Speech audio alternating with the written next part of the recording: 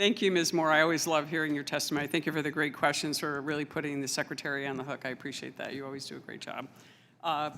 Thank you, Mr. Secretary, for being here. Obviously, it's very important to have you here. And I know many of us are, at least on our side of the aisle, are concerned about the Department of Health and Human Services FY25 budget request and some of the political priorities that seem to be permeating this budget over the needs of the American people. And I want to just kind of jump into some of the questions. My first one is the co-chair of the Election Integrity Caucus says, in response to President Biden's executive order, it's 14019, I'm not sure if you're familiar with it, your department has announced that it plans to turn more than 1,400 community health centers into voter registration hubs. Implementing this policy will require these essential safety net providers to take their focus off rural disadvantaged communities they serve on and to get involved in political activity. And you just cited to Dr. Murphy that we really have to be focused on our core mission, which is the mission of providing health care and good health care to our communities. Do you think it's appropriate for the federal government under this executive order to be engaging in electioneering or these vote harvesting types of drop boxes and political activity while they're doing their official jobs as members of the Health and Human Services? Congresswoman, government payroll. Thank you for the question. Those community health centers cannot engage in electioneering. That would be a violation of federal law. And simply by providing people with access to information so they could register to vote is not a violation of federal law. How about providing, having staff have to monitor drop boxes and other political entities that are there? Is that something that the people from Health and Human Services would be doing at this election coming up?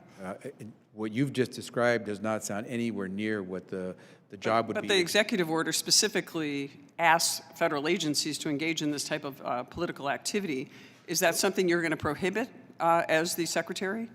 I think you've inaccurately described it, but if you have the executive order and read me that, I could tell you what it means. But it's 14019. We've talked about. I mean, it's on my. You can go to my website, tenney.house.gov. I explained my votes there too. But let me move on because I think it's really dangerous for our federal employees who are on our government payroll to be engaging in electioneering. They can't to do the that. extent, it would be a violation of law. But somebody's got to monitor and make sure we have election integrity there. So I assume that who's going to be monitoring this other than maybe some of our, I just want to be sure that you as secretary are making sure there's a wall between the people who are serving the public for healthcare reasons and those who are engaging in political activities. We make it clear to all of our employees. Will you be doing that to make sure that happens? We always make it clear to them that they cannot engage in activities that cross the line. Including what would be under Executive Order 14019.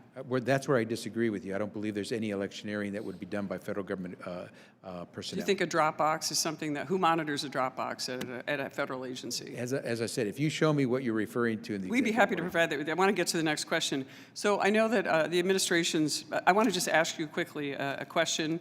It could be your personal view or it could be the view of the administration that you serve. Do you consider yourself, when it comes to the issue of abortion, as pro-choice? I'm here testifying as the Secretary of Health and Human Services. I have a pretty long record about where I am personally, but I'm here today as the Secretary of Health and Human Services. So I would answer the question, if you'd like, as the Secretary of Health and Human Services. That'd be great, yes. And so I would answer you by saying that we provide every type of health care service available to the American public. We'll protect every American's right to access the health care that they're entitled to under the law. So if a woman wants to choose to have a baby, that service is protected as well? Every service that a person is entitled to under the law, if we have a role in providing that service, we'll make sure that that right is protected. Thank you. I greatly appreciate it, because under your leadership, HHS is expected to finalize a rule that will block crisis pregnancy centers from receiving temporary assistance for needy families, otherwise known as TANF funding. These pregnancy centers are dotted throughout the country that do provide pregnancy testing for sexually transmitted diseases, prenatal, pregnancy education, ultrasounds, adoption referrals, and a number of items for needy families. And TANF is about keeping families together, I assume. So I want to make sure that you are going to make sure that, why isn't this rule covering crisis pregnancy centers if indeed you are looking for access for all families and all choices they make, whether they choose to have the child or choose the abortion route? Congresswoman, I think you've mischaracterized what the rule would do. So long as entities qualify to receive the money and will be providing the services that are required by the statute and regulations, they will receive their monies. So, but it specifically prohibits crisis pregnancy centers from receiving that doesn't. money. No, it doesn't. It prohibits anyone that is not providing the services that they're obligated to provide if they want to receive the money. Thank you. I appreciate it. Mr. Fitzpatrick.